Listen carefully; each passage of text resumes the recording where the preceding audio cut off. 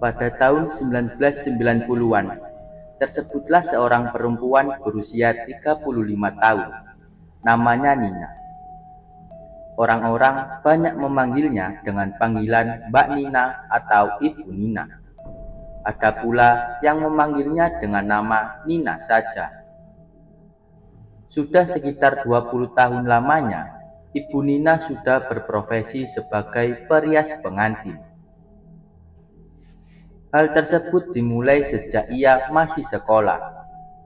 Ibu Nina sudah mulai ikut membantu ibunya merias pengantin. Jadi sudah cukup lama menggeluti profesi ini. Sampai akhirnya sang ibu meninggal dunia ketika Nina masih berumur 21 tahun. Setelah itu, dia lanjut menggeluti profesi ini. Sejak masih tinggal bersama orang tuanya di Cilegon, Banten, sampai ketika sudah memiliki tempat tinggal sendiri di Tangerang Selatan. Sudah cukup banyak kisah hidup yang Ibu Nina alami, entah itu sedih, senang, ataupun seram. Seram? Iya, karena sudah dibilang di awal tadi, kalau profesi perias pengantin seringkali harus bersinggungan dengan hal-hal mistis yang menyeramkan, gak masuk nalar dan logika.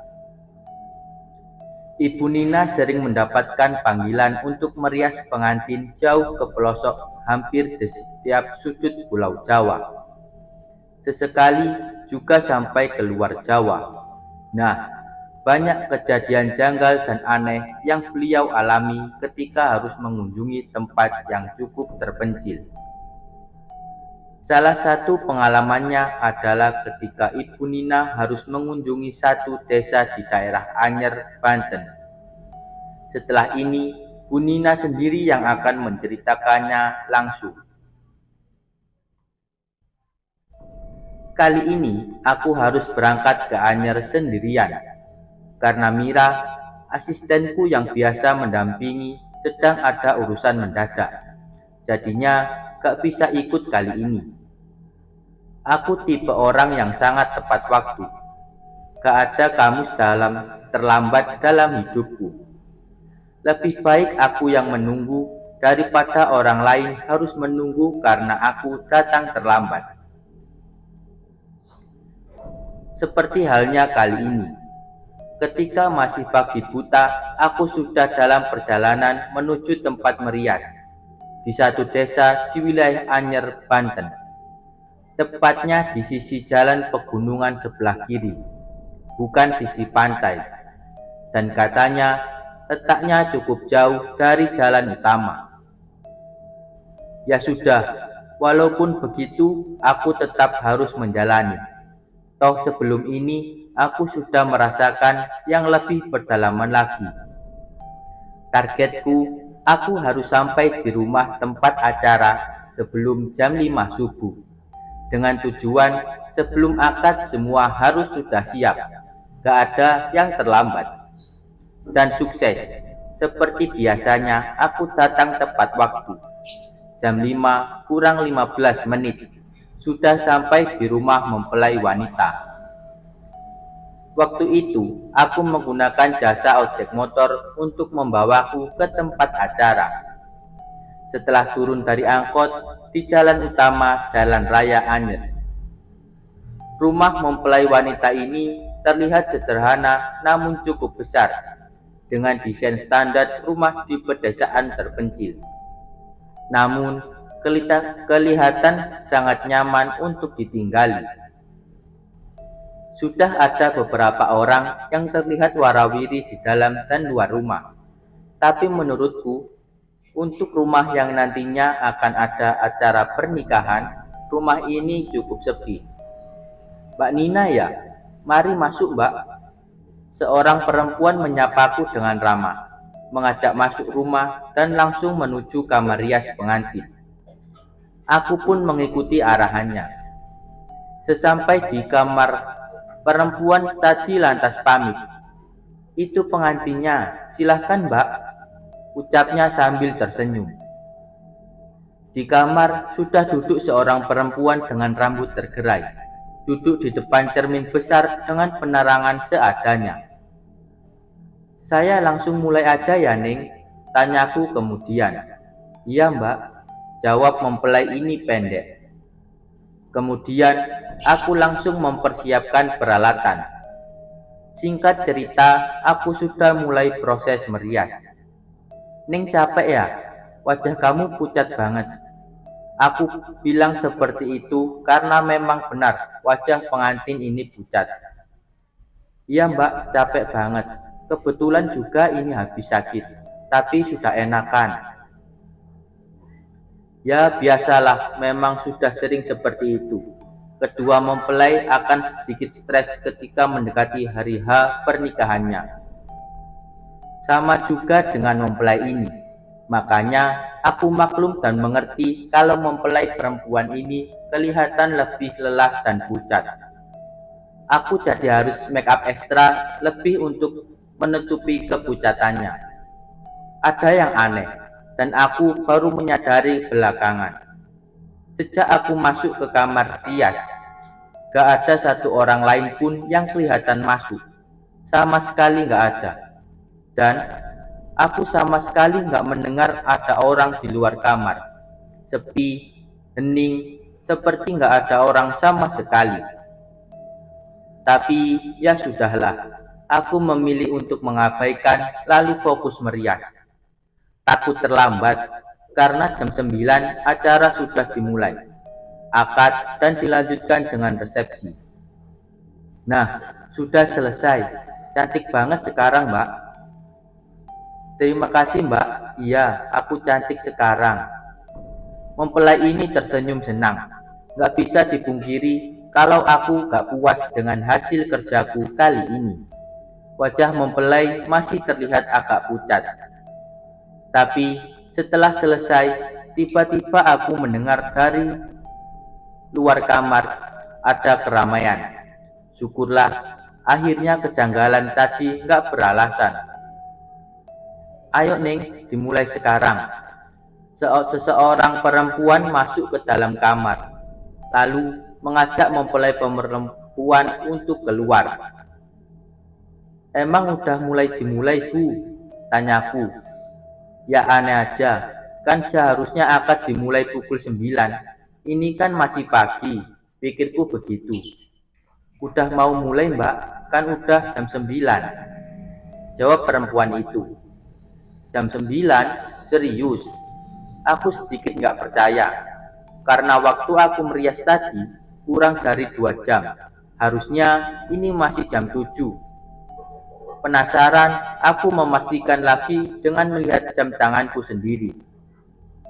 Ternyata benar sudah jam 9. Aneh. Ya sudah, seperti biasa aku menunggu di dalam kamar yang sudah disediakan buatku ketika acara sedang berlangsung. Oh iya, ada kebiasaan yang selalu aku jalani kalau sedang merias seperti ini. Yang pertama, sebisa mungkin aku nggak menunjukkan diriku di depan para tamu undangan ketika acara sedang berlangsung. Yang kedua, aku sama sekali nggak makan atau minum yang disediakan tuan rumah sebagai jamuan acara yang dimana aku terlibat di dalamnya untuk merias pengantin. Walaupun itu hanya segelas air putih, makanya aku selalu membawa bekal air putih dan sedikit makanan untukku sendiri. Kenapa harus begitu? Sampai sekarang pun aku nggak tahu alasannya. Karena sejak dulu aku masih ikut bantu ibuku untuk merias. Dia selalu mewanti-wanti untuk melakukan dua hal itu. Beliau hanya bilang, kalau dilanggar, nanti ada sesuatu yang buruk akan terjadi. Hanya itu yang dia bilang. Aku ikut saja, dan sampai sekarang aku terus melakukan kebiasaan itu. Seperti yang sudah aku bilang tadi, setelah akad, acara akan dilanjutkan dengan resepsi. Menerima tamu undangan yang masih dilaksanakan di rumah mempelai wanita.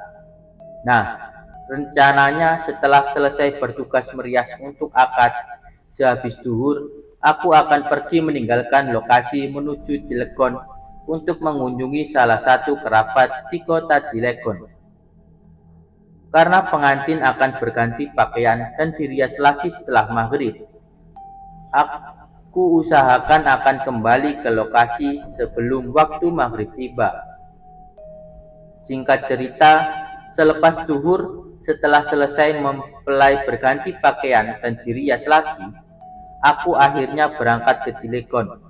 Jarak tempuh Anyar Cilegon sekitar 2 jam menggunakan angkutan umum. Aku seorang profesional, tapi kali ini aku agak terlambat. Baru menjelang Isya, aku sampai di Anyer. Tapi belum sampai lokasi pernikahan. Masih di jalan utama, Jalan Raya Anyer. Karena merasa sudah terlambat, aku menyewa angkot supaya lebih cepat sampai. Sedikit panik dan khawatir, aku duduk di kursi depan angkot sambil terus memperhatikan jalan ketika kami sudah memasuki wilayah desa tempat lokasi pernikahan. Makin panik, karena sampai jam 8, aku yang hanya berdua dengan sopir angkot belum juga menemukan rumah pengantin. Benar di desa ini lokasinya, Mbak? Tanya Pak supir mulai penasaran. Benar Mas, saya yakin desa ini tempatnya. Tapi kok kenapa nggak ketemu juga ya? Aku menjawab sambil kebingungan. Jalan desa sudah sangat sepi, nggak ada orang sama sekali yang lalu lalang. Karena memang ini sangat di pedalaman. Aliran listrik pun belum masuk di wilayah ini. Desa gelap gulita. Roda angkot terus menyusuri jalan tanah yang membelah wilayah sepi ini. Sudah jam setengah 10, kami belum juga menemukan lokasinya.